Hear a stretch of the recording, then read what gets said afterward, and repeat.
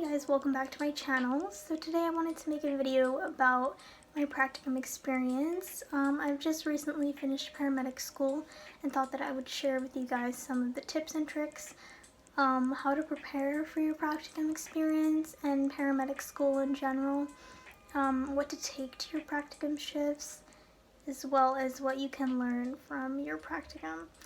Alright, so keep on watching. If you're interested, I'll leave timestamps down below for you guys to skip to whichever part you would like to skip to. So I'll be talking about my practicum experience. For me, it was interesting to say the least. I finished paramedic school and was like, yo, I know everything. I don't even have to study. Like, I'll just go in, everything will come naturally. But no, that's not the case. Real life, I mean, this is pretty obvious, but real life and the way you do calls in school are two completely different things. In school, it is very narrowed down to one specific thing, whereas in real life, you kind of have to, dig around, sort of. Everything's not just laid out for you, it's not just there for you to figure out. So it's a lot of putting pieces together. This might be a very obvious thing. I went into it and I was like, I know this. First day I got there and I just completely blanked out and I forgot all my medication dosages. Maybe not all, but most of them. And like my protocols were all messed up, so I was like trying to go through my notes super last minute in the back of the ambulance before every call, and that is not the way to do it. I'll be giving you guys a couple tips to prepare beforehand so what happened to me doesn't happen to you. So you finish paramedic school and now you're going into your practicum, and this is like the real deal. Establish a good rapport with your preceptors when you get to your first shift. This shows that you are there to learn and you're wanting to learn. You're not just there just to be there. It's part of your schooling. You're there for a reason, and that is to learn. So talk to your preceptors, tell them things that you've struggled with in school, things that you want to work on, things that you would like to learn. Maybe get some knowledge from them. That's why they're there. And some preceptors are not just gonna tell you what to do, and some preceptors who just kind of stood back and let me run the call. Obviously you can tell your preceptor, I'm not comfortable with this certain call, do you mind taking this one and I can just watch. It really depends on your preceptor. I would say talk to your preceptors, tell them what you want to work on, and just be very open with the simplest things are the things that you're going to forget the most. So make sure you practice those things beforehand. Go over your medications, your dosaging with your preceptor. Ask them to quiz you if they can, like just simple things like that. Learn as much as you can from your preceptors. Try and watch your preceptors do a couple calls. And for myself, I had multiple different preceptors. So for every block, I would ask the preceptor to run a call, and that way it gave me a good idea, and I sort of saw different preceptors and different ways that they approached their calls. Be able to take constructive criticism because it's super important, and it will help you not only in your practicum but in the future as well. If you're able to take criticism from people and learn from that rather than taking it as something that they're just trying to put you down or that sort of thing. They're there to help you and they're there to teach you, so take what you can from that experience. So another tip that I would give you guys, and this is more for the hospital, from what I've noticed is when you are giving your triage report or your handoff report, different nurses have different ways that they want their handoff reports done. So let's say you're going to a hospital and you meet this nurse or this triage nurse quite often, okay? Ask them how they want their reports to be given to them. Some nurses like the full rundown. They want to hear everything from the beginning of the call to the end of the call. It's not always by the book, so ask the nurse or whoever you see often, ask them how they want their reports to be done and what they look for in a triage report. Now I'll be talking about some of the things that I took with me to precepting, and some things that maybe you guys can do as well to prepare for your precepting shift. So obviously you guys are gonna want to get a stethoscope. This one is from Littmann 3 or something. I'll leave a link down below. I'm pretty sure there are new ones out and probably better, but this is the one I've got so far. It's been pretty good. Just plain black. There's a bunch of pretty colors now, which I didn't know about. Next, I would say take a Penlight. I know there are some in the ambulance and in your kit, but it's just easy if you have one on hand.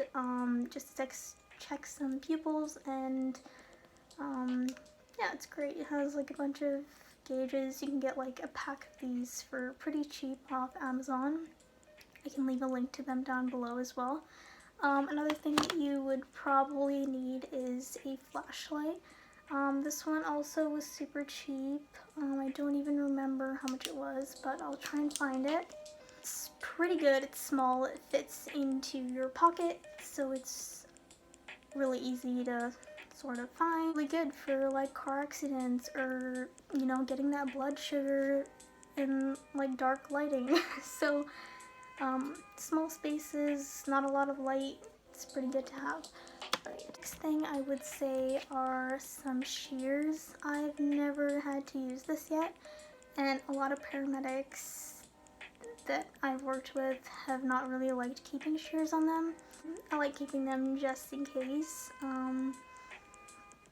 You never know when you're gonna need to cut somebody's shirt off or pants. Next thing I would say to have is a pair of gloves. The ambulance has gloves, obviously. I usually roll up a couple and keep them in my pants, because I've had instances where I ran out of gloves or I've got blood on them and had to throw them out, and then I had no gloves to wear.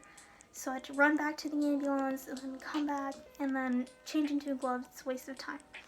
So keep a couple pair of gloves in your pants. You can even buy your own if you want to, whatever you prefer. Some things that I kind of keep. I don't know about everyone, but so my school has cards that I get from my school with like how to run a call, which you should know by now. These pediatric vital signs that I got from an instructor back at my school. So yeah, I just like to keep those handy. And so this one has like the pediatric assessment. This is actually from my school. I went to Columbia. You guys can't see, but it has a bunch of vital signs and all that jazz. I like to keep this in my pocket. You can make a copy of them.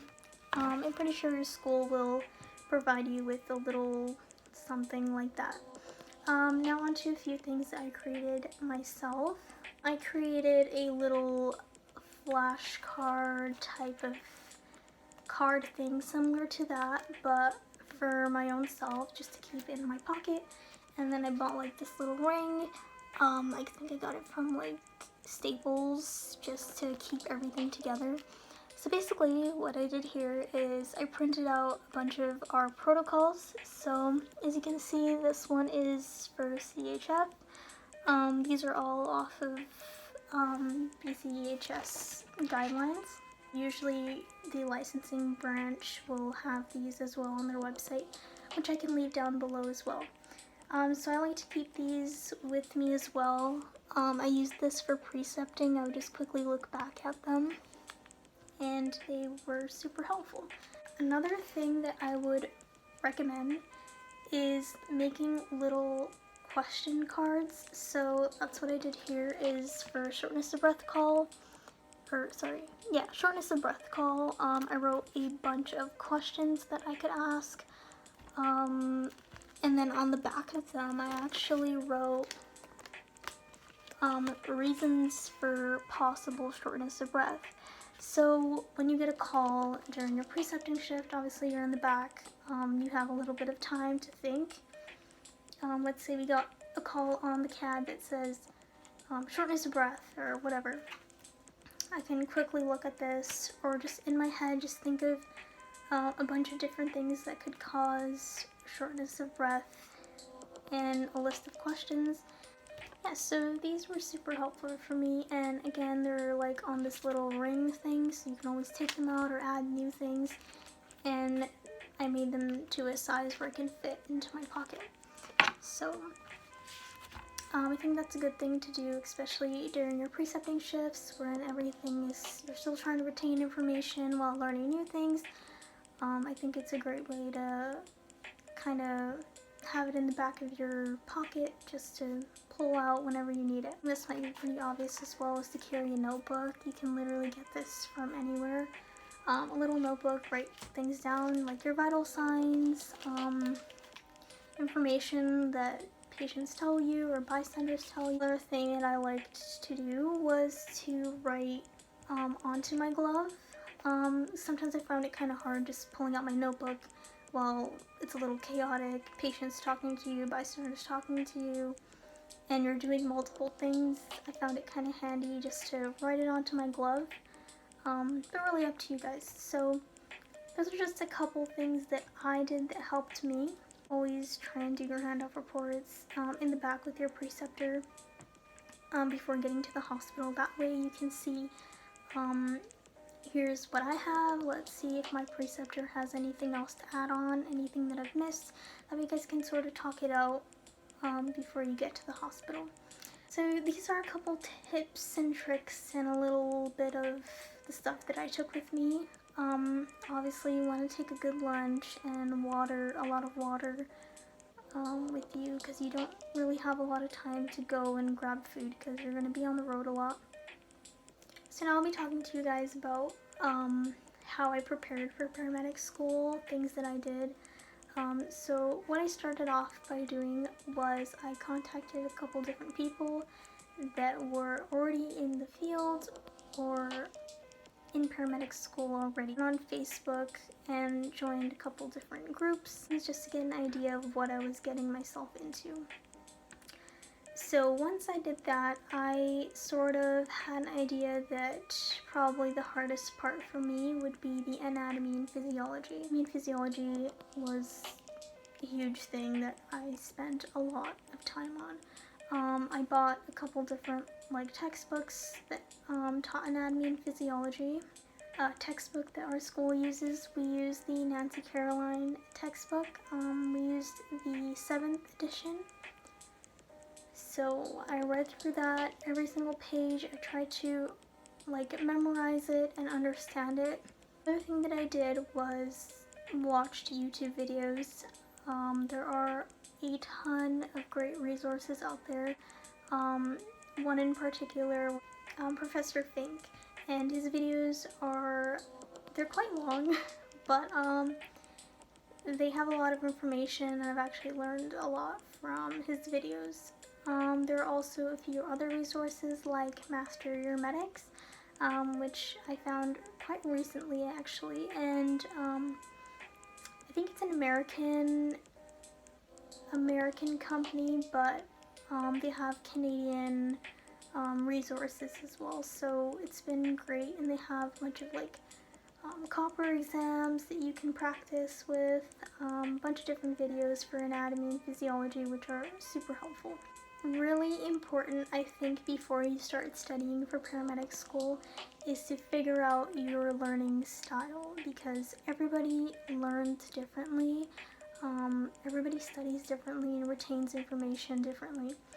So some people might be visual learners, some people might like writing things down, and that's how they learn. So figure out how you learn, what your learning style is before you start studying, because then you're just going to be wasting a lot of time trying to learn something when you haven't even figured out your learning style yet.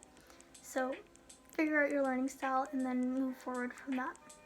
For myself, I'm quite a visual learner.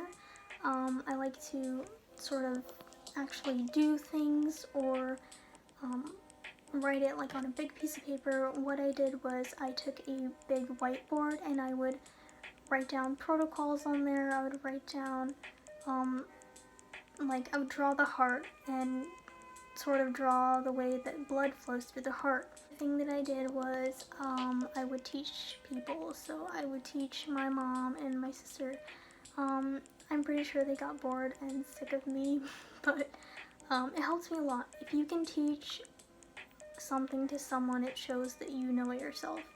And them being able to understand it showed me that I understood what I was teaching them, if that makes sense. I do know it's COVID times, but some schools, I'm not sure if all of them do, they have practice nights. And what you could do is you can go into schools and ask if you can just join their class, sit in one of their classes, and sort of get a feel for what it's like.